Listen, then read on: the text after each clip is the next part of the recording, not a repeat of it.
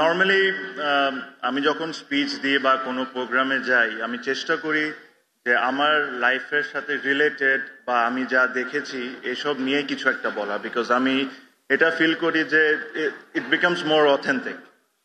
তো আজকেও সেম কিছু কিছু জিনিস আমি শেয়ার করতে চাই, যেটা ধরেন হয় আমার লাইফের সাথে ঘটেছে বা আমি দেখেছি যেটা ঘটতে। প্রথমে তার আগে বলে নিই, যদি আমার কোনো কমেন্টে কেউ যদি অফেন্ডেড ফিল করেন, প্লিজ আমাকে ক্ষমা চোখে দেখবেন।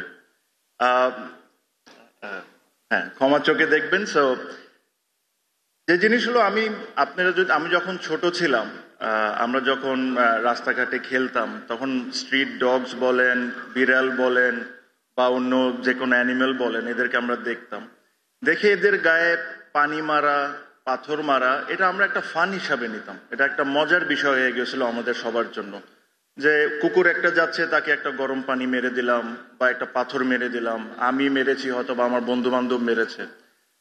আনফর্চুনেটলি এই জিনিসটা আমরা রিয়েলাইজই করতাম না যে যে জিনিসটা আমরা করছি এটা একটা ক্রাইম। আর এর চেয়ে বড় দুঃখজনক হলে এই জিনিসটা এখনো হচ্ছে, এখনো কোনো না কোনো গলিতে এটা কেউ না কেউ করছে, আর এটাকে ফান হিসাবেই নিচ্ছি।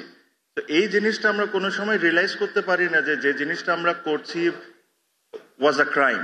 সেম আমি যখন ছোট ছিলাম তখনও হয়েছে, আমার বয়সে বড় যারা তারাও কোনো না কোনো জায়গায় এই জিনিসটা করছে।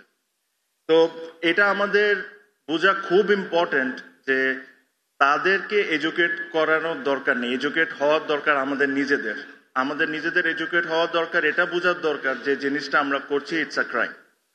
তো এই জিনিসগুলো আমার কাছে মনে হয় যে আমাদের সবারই মনে রাখা উচিত। আর এখানে একজন আপু একটা কথা বলছিলেন, আমি শুনছিলাম বসে, যে যখন উনি ফেসবুকে লেখেন ওনার সাইবার বুলিং এর হইতে হয় বা অনেক ধরনের ব্যাড কমেন্টও শুনতে হয়। আপু, I understand what you are trying to say. আমিও এরকম কিছু দেখি, বাট অনেক কিছু খারাপের মধ্যেও কিন্তু কিছু ভালো জিনিস থাকে। 10 জন যদি খারাপ বলে থাকে, আমার মতো একজন কিন্তু আপনার ওই লেখার থেকে অনেক কিছু শিখছে। আর যে জিনিসটা আপনি যে লেখাটা লিখছেন, ওই জিনিস থেকে আমার এই শিক্ষণীয়টা হচ্ছে যে এই জিনিসটা করা ভুল, এই জিনিসটা করা রাইট, এই জিনিসটা করা ভুল। আর এই জিনিসটা আমি আমার বাচ্চাদেরকে শেখাচ্ছি।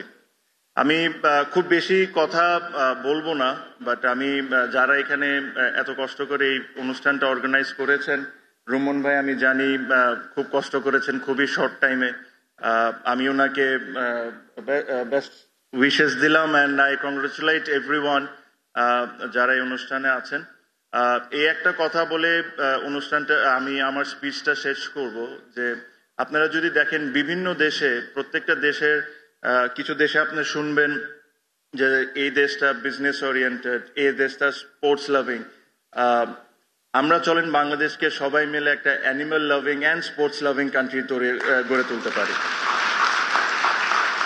আরেকটা ছোট্ট জিনিস, আমি অনেক স্পিচ শুনছিলাম যে গভর্নমেন্টের এই হেল্প করার দরকার, গভর্নমেন্টের এইটা করার দরকার। আমি যে এলাকায় থাকি, আমি বনানী ডিওএইচএস এ থাকি, and if I am not wrong, এই রেসিডেন্সিয়াল এরিয়া বাংলাদেশের প্রথম রেসিডেন্সিয়াল এরিয়া যেখানে প্রতিটা street dogs are vaccinated, and প্রতিটা স্ট্রিট ডগস এর নাম্বারড করা।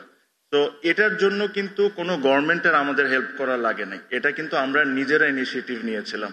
তো আমি এটা আশা করব যে আমাদের যে নিজস্ব একটা দায়িত্ব আছে, এই জিনিসটা যেরকম আমরা মনে রাখি, অন্যর জন্য অপেক্ষা না করি।